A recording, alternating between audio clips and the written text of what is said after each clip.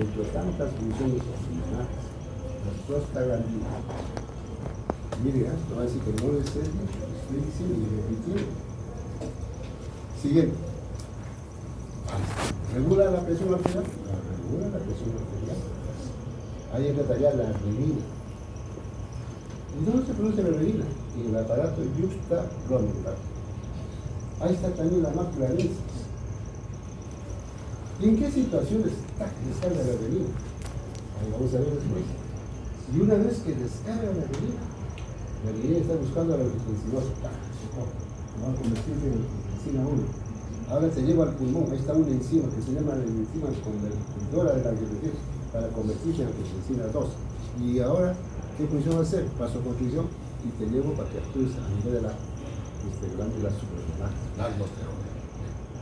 Vean ustedes, todo lo que hace la renina, produce vasoconstricción y le tiene sal y agua gracias a la aldosterona. Entonces hay un eje. Interesante, lo que hace pues la renina, la famosa renina. Siguiente, la famosa renina. Entonces vean ustedes lo que hace la renina. Ahí está. Esa enzima convertidora de angiotensina se produce en el pulmón. Siguiente, ahí está. ¿En qué situaciones pues se produce la renina? Ahí está, vean ustedes. Cuando hay una hipovolemia, hipotensión, ¿no es cierto? Ahí está esa situación, cuando hay aumento de la prostaglandina, y todo esto. Así funciona, así actúa el eje. Entonces es una glándula endocrina, todo lo que hace. El siguiente. Ahora entramos a la vitamina D, la otra sustancia que tiene actividad hormonal. ¿No es cierto? La vitamina D. El calcidiol de la vitamina D3 con un solo hidroxilo que lo produce el hígado. Siguiente, ahí está, lo produce el hígado. Y luego entra al río y luego lo convierte en calcidiol. O sea, lo pone en 1, en 5 y 2 con el calciferol. Y este tiene función para absorber el calcio en el nivel intestinal. Pero imagínense, si el riñón se daña, no hay vitamina D, no hay quien lo hidroxile. Daña el riñón, no va a haber la eritropoyetina, no va a haber renina, no se basta, ¿no? Y nosotros tenemos que hacer una terapia sustitutiva. ¿No es cierto? Para la eritropoyetina, dale, sí. Siguiente.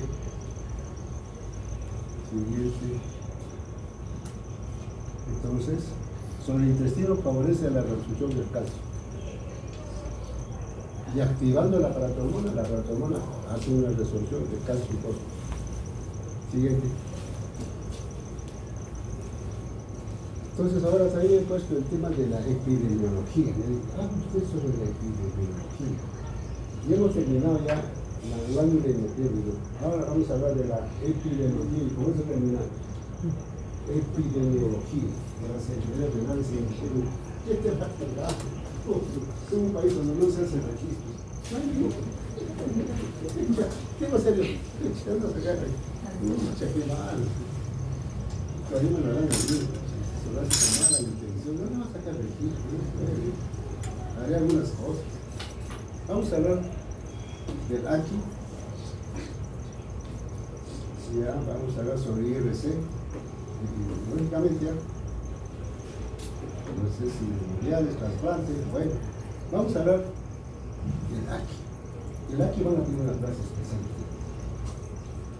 El AQI es una enfermedad del que implica mucho presupuesto, muchos recursos.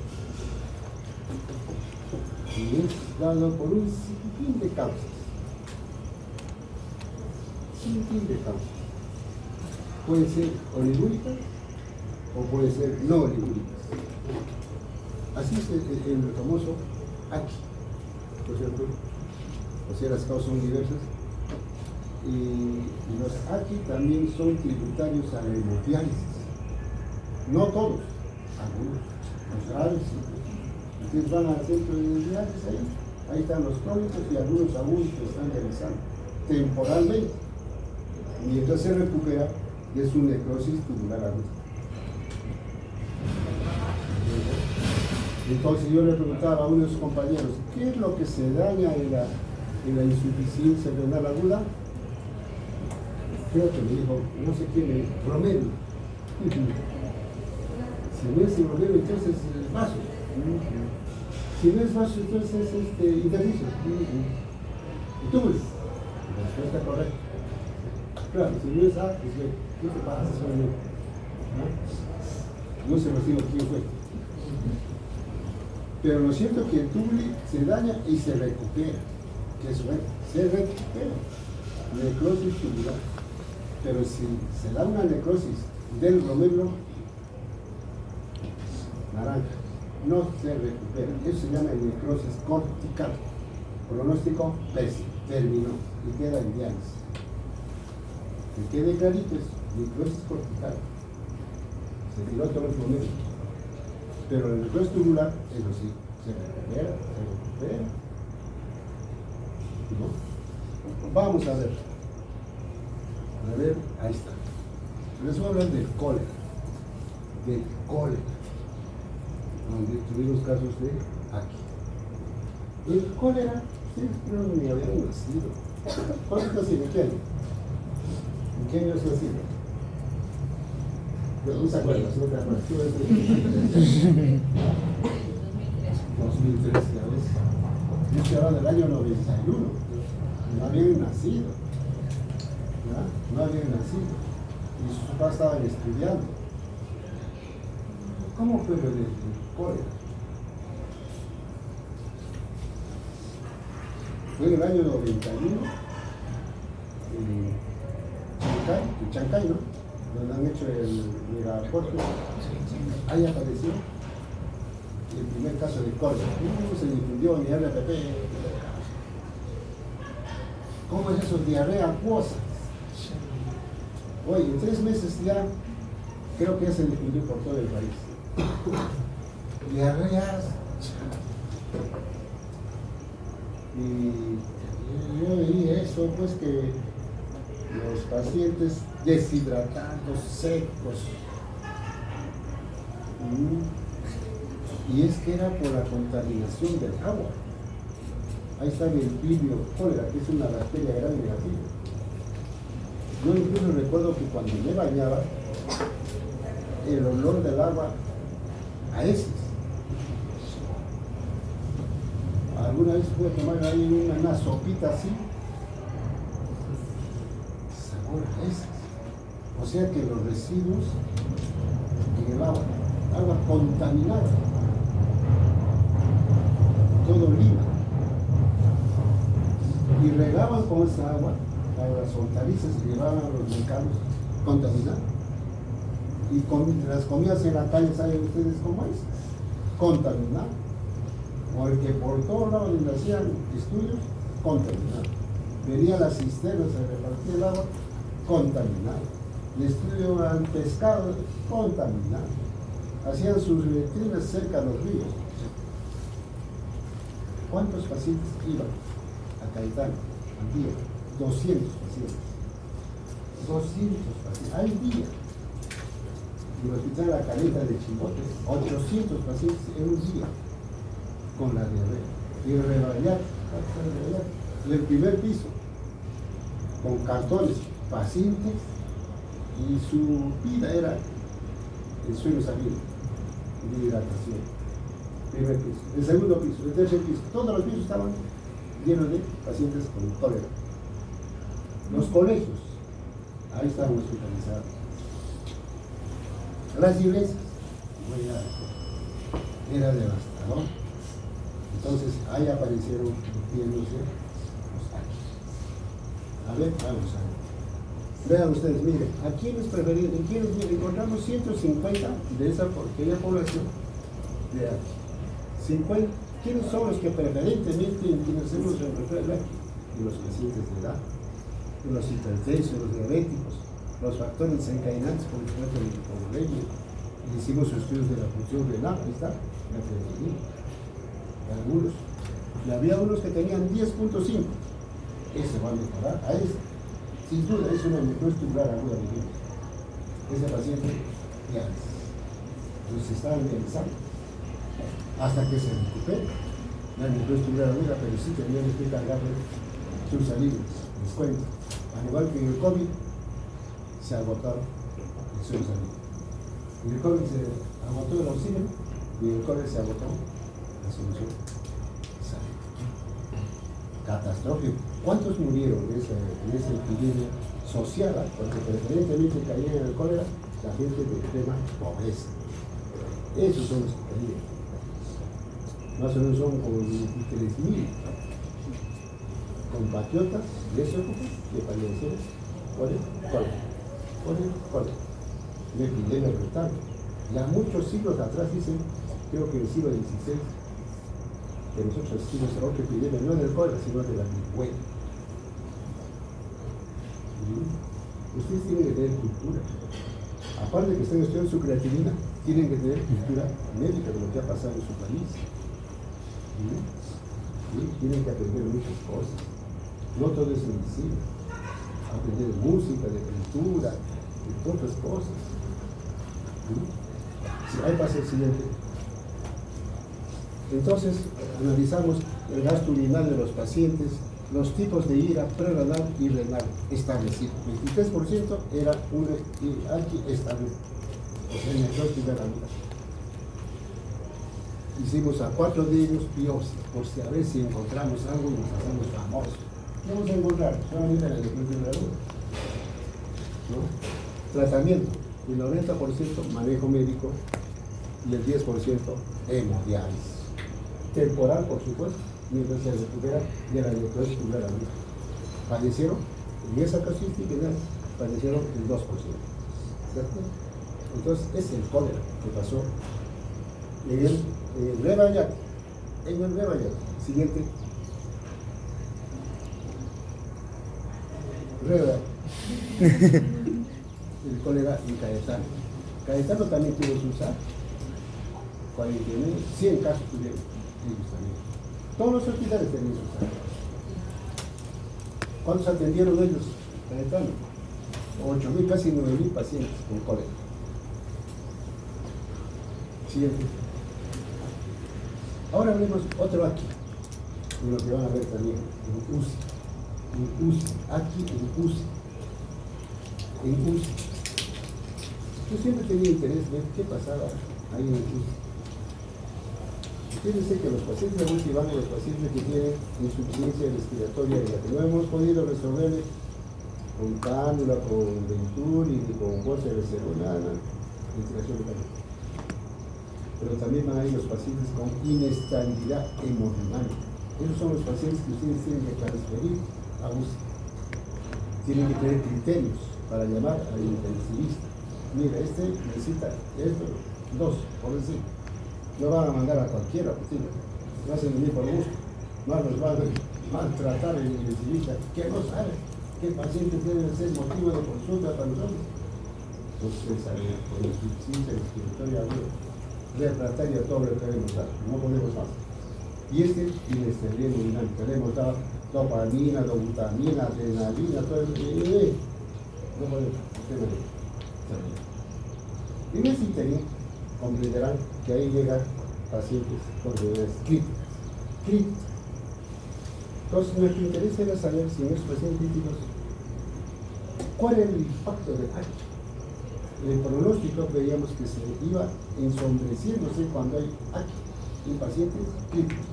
Entonces yo quería saber, en este cohorte de pacientes, ¿cuántos aquí tienen? ¿Cuál es la incidencia? ¿Qué factor nervioso hay? ¿Qué tipo de permanencia? ¿Cómo se resuelve? ¿Quién recibió hemodiálisis? ¿Quiénes fallecieron? Quería saber eso. Mira usted lo que se va haciendo ahí. Vinieron pacientes de todos los servicios.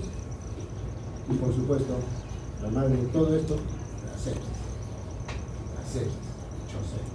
Ahí está, con su aquí. Focos, ahí están los focos, ¿no? Todos vinieron con insuficiencia respiratoria, segurografía y todo eso. Siguiente.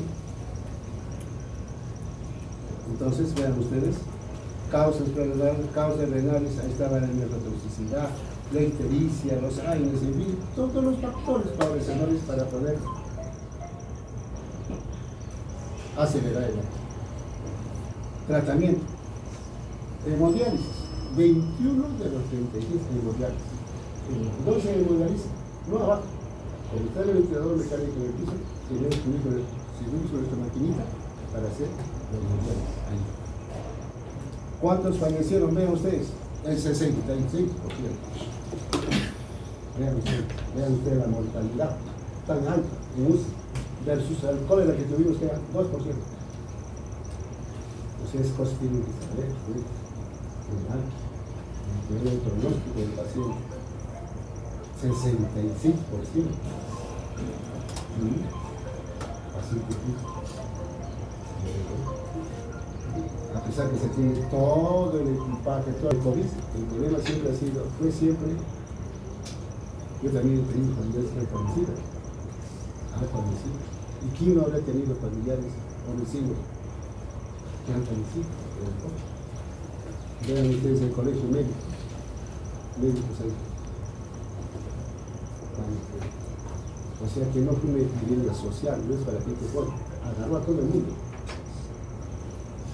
Faltó oxígeno por todos lados. ¿No? ¿Ya? Podía haber billetes, pero no había oxígeno. No había oxígeno. La neumonía por el COVID se vino. Ahí empezamos a utilizar el sacurómetro, no se utilizaba antes el sacurómetro. Y cuando hablamos de funciones vitales, nunca lo consideramos la saturación de oxígeno. Ahora sí, funciones vitales, la saturación de oxígeno. Y se fueron viendo los pacientes por el COVID, ya saben ustedes. Pero se fue detectando que durante ese periodo del COVID aparecieron el AQI. Y el AQI también ensombreció aún más el pronóstico del paciente. Ensombreció. Los pacientes renales crónicos también se elevó el AQI. Transplantados renales también se elevó. Los pacientes que estaban en hemodiálisis, cada vez se iban, reduciendo. ¿Qué pasó? El paciente era una catástrofe. Ni siquiera podías ir a despedirte de tu ser querido. Prohibido, no podías acercarte. ¿No? Entonces, el AQI en el COVID, el AQI en el cólera, el AQI en el paciente crítico, ¿no? Siguiente. Entramos a las glomerulopatías. Ustedes tienen que saber las glomerulopatías que tenemos en el país. ¿Cuáles son nuestras glomerulopatías que tenemos en el país? Ese estudio de un periodo de 10 años se fue viendo cuáles son las glomerulopatías más frecuentes, primarias y secundarias, en quienes hubo necesidad o requerimiento de biopsia renal. Biopsia renal. A la luz de los resultados de la biopsia renal se hace esta casuística, esta estadística. Por ejemplo, cambios mínimos. ¿Cuántos cogieron en ese periodo? 40 casitos. Ahí está el porcentaje. Luego tenemos la mesánica negativa, 120 casos. La IBP, 187. La membranosa, 100. La focal, 176. La focal es más alta. En aquella época siempre la focal estaba a la cabeza. Como decía su compañera, no sé quién dijo, me voy por la focal sanitaria. ¿Por qué? Era más frecuente. Entonces vean ustedes, y ahí estaban primarias y secundarias. Entonces ese es un estudio epidemiológico de las glomerulopatías. En nuestro país, habiendo tanta cantidad de electrodos, creo que hay como 400, no hayamos implementado un registro. Yo siempre quise ser ese registro. Yo me había armado, yo decía, lo había cubierto, pero me llegó la hora en la que tengo que retirar mi mostrado, porque mi intención era viajar un registro nacional de evolución de las glomerulopatías, del tratamiento de las glomerulopatías. Biopsia que se haga, inmediatamente entraba ya pues, a la base de datos, y periódicamente reuniones para decidir diagnóstico, tratamiento, manejo, comunicación, tantas cosas que se podían. En fin, quedó en la nada. Quedaron esos trabajos que se han hecho. ¿Quién tiene tiempo? Ya no hay tiempo. Siguiente. Ahí está, ya les mostré esta lámina antes, ya, como ya también, siempre arriba la potencia alimentaria. Y en segundo lugar, la MP. En tercer lugar, libertad. Comparamos con la de otros países, sepan ustedes, otros países, doctor, ¿cómo estarán las pacientes en otros países? Vean ustedes, Nigeria, Perú, Paraguay, Sudáfrica, ¿cuánto tiene el IgA? ¿Cuánto tiene Perú? 1%. O sea, decir, hay un casito de IgA. Pero yo no lo he visto, no he visto yo. Y esto que estamos, yo he estado 20 años, todos los viernes, discutiendo casos de patología, con el patrón. No he visto. Ahí está, ahí está. Lo has pintado con amarillito, ¿no? Como tiene que ser, como tiene que ser. Y vean, en cambio, ellos miran cómo tienen los otros. Los japoneses, los europeos, mira, 30, 17, mucha lógica, pues, ¿ah? Y en cambio, nosotros, miren ustedes, la mesangium capilar. ¿Cuánto tenemos nosotros? Nigeria, 51%. Perú, 22%. Paraguay, 25%. En cambio, ellos no tienen. No tienen. A ver, ¿cuánto tiene España? ¿Cuánto tiene? 4,3% tiene de mesangium capilar. O sea, vean ustedes cómo tienen que saber cómo son estos cambios epidemiológicos de las neuropatías entre los países. Siguiente. Ahí está, por ejemplo, ¿qué es lo que tenemos más nosotros? En primer lugar tenemos pónganse mensaje, 34, que le ganamos a todos, ¿eh? Y en Paraguay, ¿qué es lo que tiene más? MP. Y en tanto que Uruguay y España, IgA.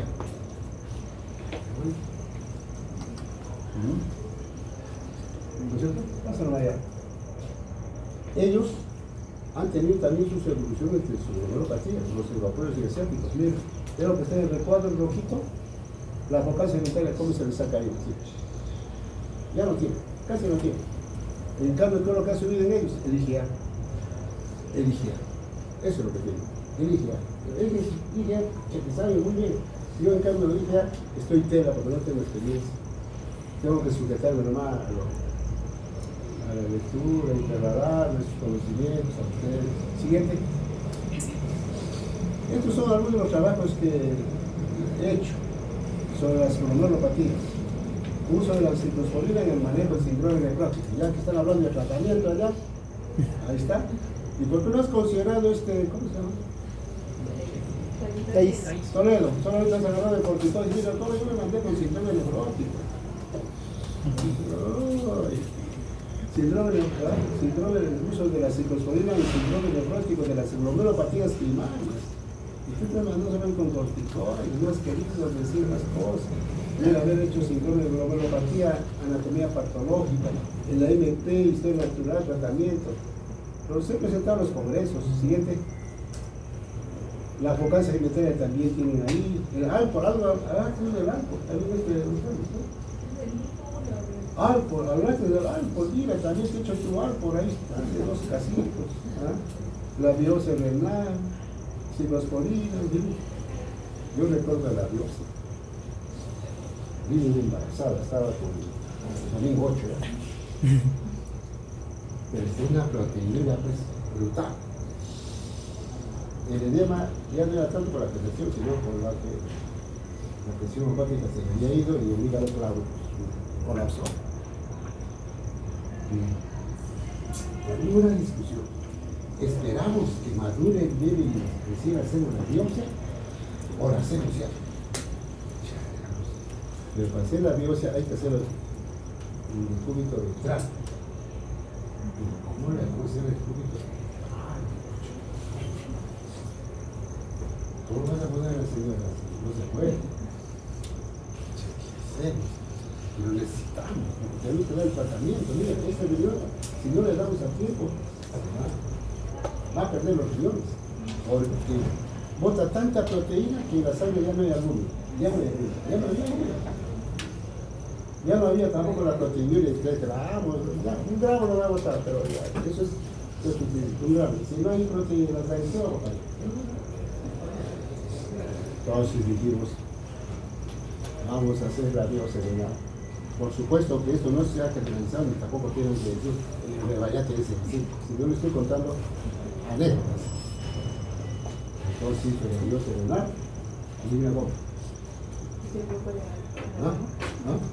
Se me ocurre para hacerle un poquito a la cama para que Ella cree que dice, le pone de entrar, pero le hace un hueco en la cama para que el bien esté ahí. Lo hicimos en posición sentada. Sentada. Primera vez en posición sentada. Y en ese tiempo no había ni decoramiento. Pero así, tantas cosas que hemos hecho. Yo tenía otro paciente que vino, mi amigo, con el que hice en Cusco, el Según, era mi jefe de la posta, y estuve pasando, estaba ahí, lo vi, no era irreconocible, pero vi los familiares, doctorcitos me abrazaron. ¿Qué es eso? Venimos del Cusco, ese es su jefe, que da todo ese rollo. El paciente estaba con el patrón respiratorio hasta el queque. Fui a UCI y estaban con su ventilación mecánica. ¿Qué lo tiene? Vasculitis. Estamos hablando de capilaritis pulmonar, o sea, de hematícitos. Y hematuria, síndrome de Pítico. Pero tenemos que hacer la biopsia para saber qué patrón histológico es para dar el tratamiento. Es decir, usted no es más ciega, si proporcionar con metilprednisolona y plasmogel. No, igualito. ¿Cómo lo hace la biopsia? Lo tuvimos que sentar al paciente, porque no podíamos hacer la biopsia, usamos el respirador, sentado, y hicimos la biopsia. Se fue mi amigo. Ya, biopsia. Ya continuemos ahí, ya estamos ya en el muere, creo que ya. Pero es que tenemos clase de... No, ya estoy, no te faltan 5 minutos, no te pases. Pasa. Es que ya lo sabemos que ya pasa, no más pasa ya. Terminamos con IRC. Ya, pasa el siguiente. El 10% de la población tiene IRC. Eso se ha estimado. Ya, siguiente. Lo más frecuente en Latinoamérica. En primer lugar, diabetes. En segundo lugar, la hipertensión. Y en tercer lugar, las neuropatías. Eso es lo que es. Así es. Siguiente. Acá en el país han hecho estudios, factores de riesgo de hipertensión. ¿Cuántos? El 23% son hipertensos. Diabéticos, el 7%. Siguiente. Miren, la etiología de la enfermedad crónica en el estadio 5 en el Perú. ¿Cómo no te va a mostrar eso, pues, los niños que no te pasan? ¿Cómo te va a...? No puedes decirte así, diga, a ver, qué lámina tan linda, mira, del año 92, de pacientes que están en diálisis nomás, se ha buscado la etiología. Y miren, ¿dónde está la diabetes? En aquel tiempo, en cuarto lugar. Y después, ya en otro estudio, ya está en segundo lugar. Y después, en el 2013, seguía en segundo lugar. Después, ya seguía en segundo lugar. Mira, en el 2015 la diabetes ya está en primer lugar como causa de la enfermedad crónica. ¿Se dan cuenta cómo va subiendo? Pero después otra vez así desplazada por la neuropatía hipertensiva. Ahí están entre los dos, están gestionados. Bueno, como causas etiológicas de los pacientes que están en diálisis. Está clarito. Vean ustedes esta figurita tan linda. Mira, ahí está. Si no, que se me pasó el tiempo contándoles mis cosas. Miren, 20.000 pacientes que tenemos, 23.000 pacientes en diálisis. Sepan ustedes, 23.000 pacientes en diálisis en el país. 23.000. Eso es lo que divisamos. O sea que eso corresponde al 0.10%. Eso concuerda con lo que se tiene estimado internacionalmente. Pero hay otros pacientes en los estadios 1, 3, 4, no los vemos. No los vemos. ¿Ya? Ni los vamos a ver, porque no tenemos registro de eso. No tenemos registro. Corresponde 13%. Siguiente. Las diálisis, la hemodiálisis y el trasplante. Para que sepan ustedes que tenemos con una población de 33 millones de población, número de pacientes en trasplante renal, casi 20.000. ¿Cuántos están en hemodiálisis? 16.000. ¿Cuántos están en diálisis peritoneal? 1.800. ¿Y cuántos están en trasplante? Casi nada. Esa es la terapia de reemplazo renal de los pacientes renales crónicos. O sea, mayormente están en hemodiálisis, por decir, el 90%. El 10% de diálisis peritoneal, el trasplante ni se ve. Siguiente, vean ustedes cómo sube año la hemodiálisis, 7% cada año. Es incesante. Abracen la especialidad de nefrología, les va a ir bien. Y ese es el trabajo que hice, que no tengo ya tiempo para decirles sobre la alteración del metabolismo calcio-fósforo en los pacientes renales crónicos. Siguiente. Este es el trabajito que lo presenté a la revista de nefrología de España. Bastante bonito, chévere. Léanlo, ya está. Siguiente, y eso es lo que encontramos. En nuestras casuísticas nacionales no es lo más frecuente el hiperpara, sino